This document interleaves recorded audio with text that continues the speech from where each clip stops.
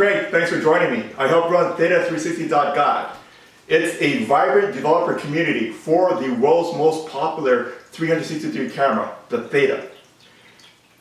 Here at theta360.guide, I get the opportunity to talk to thousands of the world's best developers that are working on amazing AR and VR applications in various industries, including forensic science, factory surveillance, workflow optimization, real estate, different types of travel experiential applications. It's just a lot of fun to be here in the community.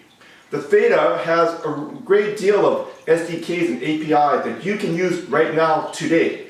There's a USB API. There's a Wi-Fi accessible API that uses the Google Open Spherical Camera specification.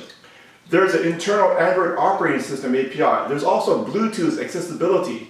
All these secrets and more we've been getting from the community for the last 2 years, and we're going to aggregate it for you and put them on this channel. So please subscribe and stay tuned for some great tips on how to develop a great world-beating application for the RICOH Theta.